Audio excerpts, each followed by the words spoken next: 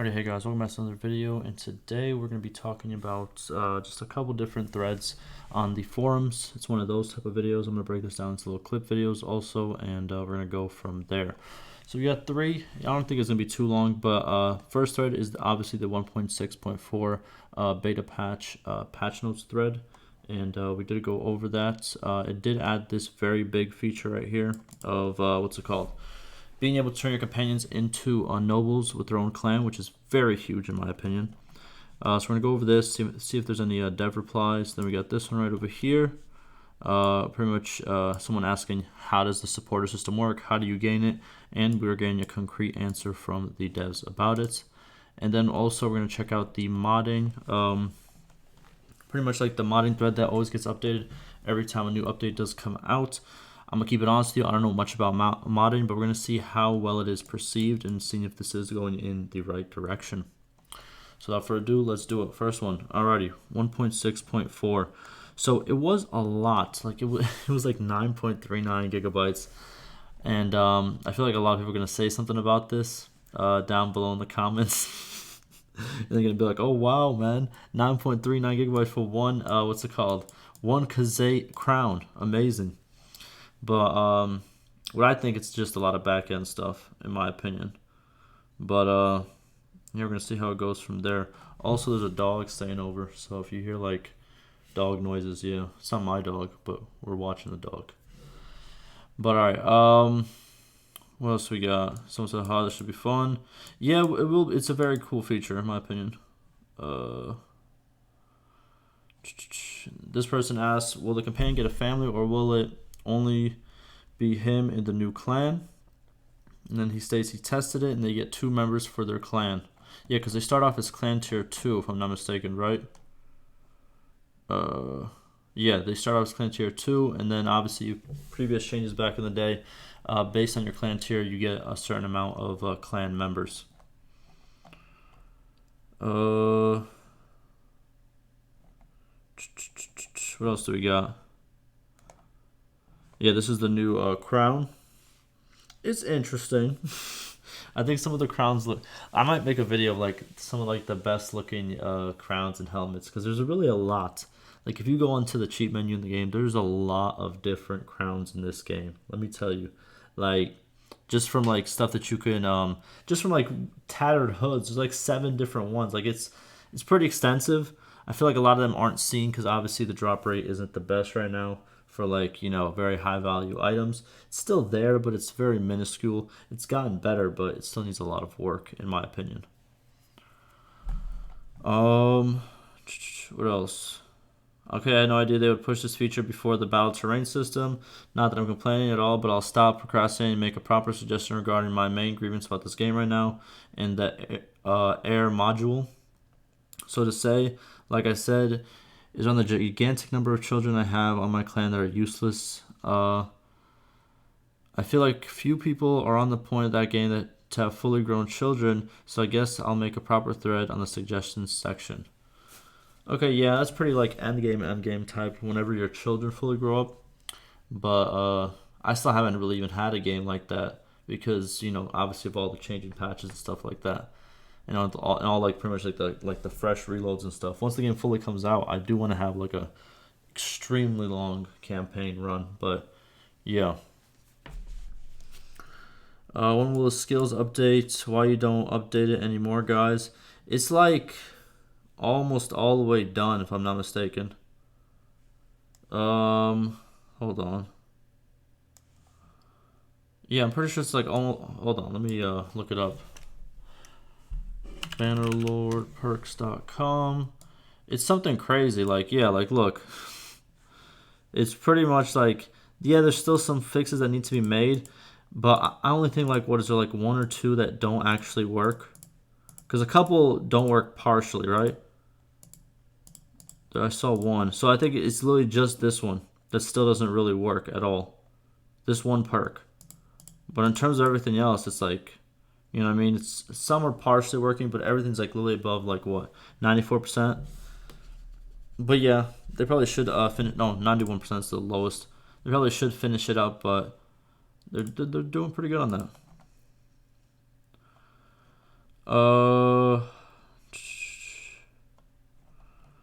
Still disappointed. I think it's a pretty good change. I think it's low-key. I think it's worthy of it, like its own patch. I know people are gonna say it's not a lot of stuff, which it isn't. It isn't a lot of stuff, but I think it's a very, very good thing to add. Like, it's very good. It's gonna like it's a thing that you're gonna utilize a lot in the game. You know what I mean? And it's gonna make the gameplay a lot more interesting. It's underwhelming. Okay. It's like nothing new to the multiplayer side. That is true. They got absolutely you got 2 crash fixes and a bug fix, man. Hey, it is what it is. What is going on over here, dog? I don't listen. All right. Being able to promote companions into nobles is massive. Like it is. It's a huge feature. It's a feature that's going to be used, and you know, it really changes the tide of a lot of stuff in the game. What else we got? Looks like a new campaign is in the cart. Yeah, like really, this is a big feature that can, like, you know, change how you play the game, and kind of make it so, like, you know, you really want to make sure your companion has like the best gear, and like, you know, the best gear, the best type of party, because if you want to make him a leader, then he has to, you know, he has to be really well equipped so he doesn't just die. And there's still a chance he could die. So it's like a big investment, but at the same time, it could work out. So, yeah, it's actually pretty huge. All right, so we got a dev and we got some replies. So we have a player saying, "What I understand is that now enemy." I can't read. I'm sorry. Let me restart. What I understand is that now enemies will not cross each other without fighting just because they were ordered to go to a specific position. We see that during Siege, for example, when you are alone on the wall and a group of enemies just pass aside, you just like if you were not existing. I think what he means is, like, sometimes if you sneak past where your troops are, and you could be behind enemy lines, the enemies do not pay attention to you, and you could just, if you have arrows, you could just snipe them all day, and they will not pay attention to you. They're only pay attention to your army that you're not a part of. So I get what he's saying. And then he states, now they will reevaluate the odds and attack you. Hopefully that actually does happen. But it's kind of fun too, also, to just sneak past and just, you know, get free headshots. It's also fun, but it is a broken game mechanic. The dev states the changes were made in part to improve such situations. Okay, good. There may still be cases, though, where an AI agent prioritizes their tactical goal over a nearby lone enemy. So it could still happen, but it should improve it. Okay, for sure. Then we have same person saying, though I may be wrong, and also I'm wondering about the minor random element. Yeah, I didn't know what that meant either, but the dev states this change right here, just so we're all on the same page. In the both section, we got, so here it is. A system that approximates local superiority has now been implemented. Obviously, the first part is them choosing, you know, their targets. Choosing, for example, if like you were by yourself and your whole army was attacking their whole army, sometimes they wouldn't pay any attention to you. But pretty much what happens now, what should happen now, they say that it should improve those situations, is they will target you. So you can't just, like, you know, be on the side just headshotting after headshotting. They will be like, hey, this guy's, you know, we could take him out if we just take like a couple of our army and throw it on him. So they're going to do that now instead of just ignoring you. And then obviously they're talking about this thing right here that's kind of I don't know what it really meant, but they say a minor random element was also introduced that slightly influences decision scores. And the dev states right here, where is he? That is, he states it should make agents act less robotic. Having said that, it only slightly influences decision scores, meaning that the variation will still be among higher scores and logical rather than random. Okay, so pretty much they added this, I think, because they want them to look less robotic, so they don't want them just be following the same thing every single time, to be kind of more unpredictable. And then also this random score will make it a little bit more unpredictable and a little bit different situations each time. So kind of like, how can I explain it? Like the gameplay kind of changes in certain situations based on certain little factors, and it kind of makes it fresh in a way. But okay. Then we have a player saying, I was thinking it was related to the campaign map, but now I have no clue. I'm guessing he's talking about the same thing right here, just the random elements. And he states and then the dev states it's related to combat agent AI in the missions. Okay. Then we have Blue Griffin. He states, also, can we just make infinite clans now? I assume once a companion becomes a noble, it frees up another companion spot so you can keep recruiting companions and turning them into clans. Dev states there is no hard limits. Yes, but you need money, influence, and a settlement to give to a companion. The last condition is quite significant and should not make it particularly easy to create an unlimited amount of clans. You could in theory make them a noble, expel them, and conquer their settlements, and then repeat the process, but it's quite tedious and will provide little benefits to the player. Okay, so obviously you can't make unlimited clans because obviously there is only a limited amount of fiefs that you can give to them. But I don't think he meant like truly unlimited. I think he meant kind of just, like as many as you need type deal, which I think, yeah, you can make. It is quite a hefty investment. Let's go back to, what is it? It's 20,000 dinars, which is pretty much nothing end game. 20,000 dinars isn't much. It is a lot early game, obviously. But the main thing is 500 influence, which is huge. Holy influence. Like, yeah, it's kind of easy to get, but also 500 influence, just to drop it like that, that's quite a bit. And then obviously the fact of the matter is, since we have AI deaths now, where, AI versus AI can cause deaths, as previously they couldn't, there's a big chance that you might, and I already know there's going to be a post on Reddit very soon of somebody making a new, one of their companions into a new noble clan, right? And then like the whole clan just dying a couple days later. Like they all form parties, they all get into battles, and they just all die. Like I'm ready for it. And like something like, and like their castle gets also taken. Like something crazy like that. I feel like it might happen. Or you know what, another crazy thing might happen as like maybe like a bug where the clan just gets created, and they just like 2 days later they just leave you. They take the fief too. They just leave you and go to a different faction. Like that would be funny. Like that's gonna be some stuff that might happen. It's gonna be entertaining. But hopefully that also, I want to say hopefully it does happen. But because obviously you start off with 50 relationship bonus whenever you do this. But it would be interesting if there's still a chance for that, which I think there probably will be. But alright, what else do they say? Anything else? Underwhelming, but has some nice features. True. Like it's not bad. It's not great, but it's not bad either. It's a good update. You know what I'm saying? It's there. This was also a good thing where they won't create random armies for no reason when they're not at war. It was kind of a waste, and I feel like it could be, as a faction or as a whole kingdom, you could be a lot more productive when everyone is in their own parties running around.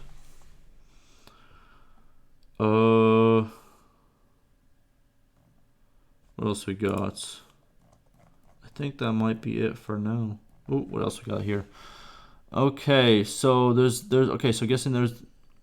so a lot of people are talking about some specific bug. The 0 XP for trash items bug is still on. It has been reported as much and confirmed as a bug. Can we please get a hotfix for it? Okay, so there's a bug where obviously if you get one of the perks, I forgot exactly which skill tree it is, but one of the perks gives you XP whenever you pretty much leave weapons, like after a battle, whenever you get to like the weapon screen, and also the the armors, right? You get to that screen, and then if you leave it, pretty much you don't pick it up to your inventory, it will give you XP if you have those perks enabled. And I'm guessing there's a bug because obviously based on tiers of weapons, that's how much XP you're gonna get. Because when they first came out, it was actually every single tier gave you the same amount of XP. So it's kind of unbalanced, but then they kind of balanced it based on tiers. And I'm guessing tier 0 gives a little bit too much, right? So the dev states tier 0 items will provide 35 XP upon donation with that change. It's coming with 1.6.5. Not sure if it will land any hotfixes though. Okay, so it's coming. It won't be in the hotfix. It might be a little bit, but it is coming. Got a marriage bug and cheap trick. Okay. Then we got a suggestion. A player states a small suggestion for the team to have a look at. We already have a warlord, right? I think it would be great if you could add a lord death report for the warlord as well, so we could see how many lords have been killed in the battle and decide if it is worth to continue the war or not.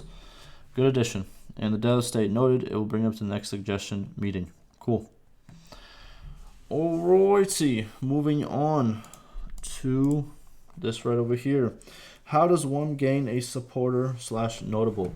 To be honest, I still don't understand it. But let's see if the dev can describe it. So, the player states, I never understood this mechanic. I have a relationship of 100 with one of my notables, and he is currently supporting no one. On the same note, can you flip notables to support you instead of random people? Look, how I understand it is it's literally super hard for notables to change their mind. Like usually the person they support in the beginning is usually the person they're going to keep supporting, and for some reason they support AI over the player like massively, and like it's just very confusing. But what supporters do, for people who don't know, supporters, the more you have, the more influence you get daily. It's like a bonus. It's like since they support you, they kind of, provide you influence, or because they like you or whatever. But okay, so here it is.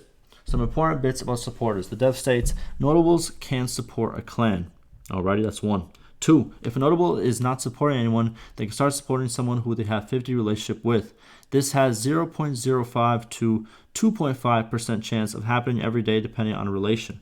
Okay, so if you do have above 50, you pretty much every day the tick happens, and if you land on that 0.05 to 2.5% chance, if you hit that, then they will support you. So it's kind of like I said, it's hard to do. Then they say if the notable is supporting someone, they can stop supporting the lord if the relationship drops below 50. This has 0.2 to 10% chance of happening every day depending on relation. If it drops below 0, it'll stop immediately.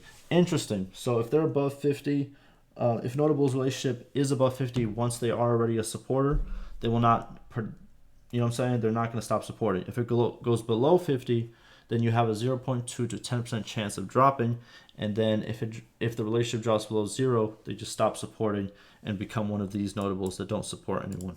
Okay.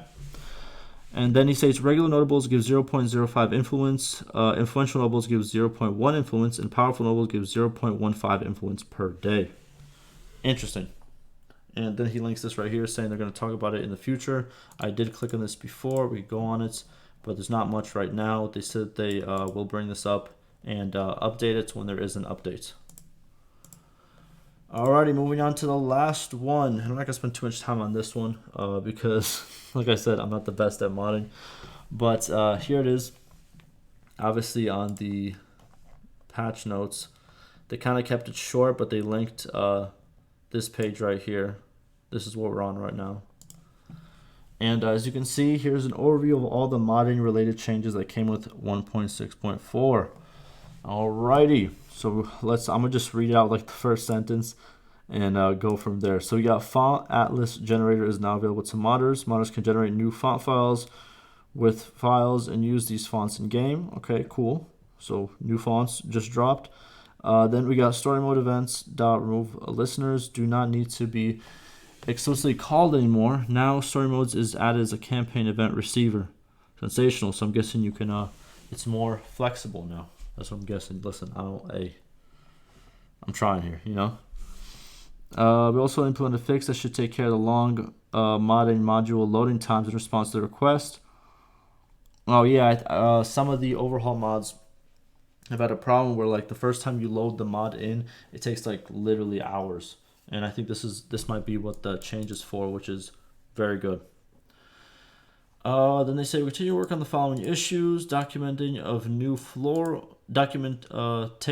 implementing new floral, allowing modders to create new atmospheres, backgrounds for quick conversations, adding an option to change relation action, apply player relation, call to not award charm XP. Okay, that's kind of okay. Then add an option to change crafted item weapon type, like skill it gains, perks and benefits, or allow new uses for crafted weapons. Okay, more flexibility on weapons and what they can do. Then modability for can have recruits and ability to determine which notables can have recruits.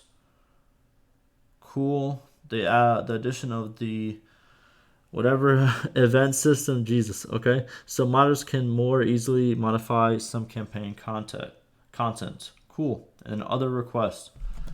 Alrighty, so what are people saying?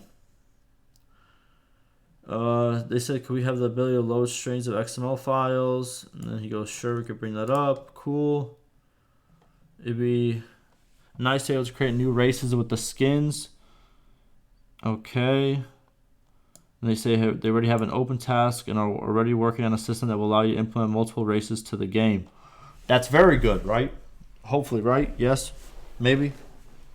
Hopefully this is talking about kind of like the skeletons and how it's you can't really create skeletons, like new skeletons in game. You pretty much like whenever you see like there's World of Warcraft overhaul mod that came out, and the pretty much the AI looks like orcs, but not because that's like their skeleton and they have armor on. Their actual armor, like what's in their slots, is the what the orc looks like. So it's like kind of like they're wearing a costume in a way, right? And if they take that armor off, it would just be a human model because you can't create different models, like skeleton models, if that kind of makes sense. Oh, this is amazing. Thank you. Cool.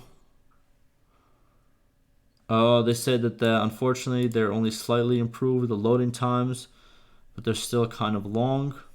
Okay. And they said they're going to investigate this issue. Okay. And then we have, do you guys change the way troops upgrades worked? Just asking a question. Okay. Well, we'll see how it goes. It looks like they are very active in this, and it looks like people are happy with the changes. Probably in a couple more days, they're going to have more replies here. But yeah, that's going to do it for me. Listen, hey, I think it's a pretty good patch. I'm not going to lie to you. I think that one change holds a lot of value, and just, it'll change gameplay kind of drastically if you think about it. But yeah, that'll do it for me. And stay safe.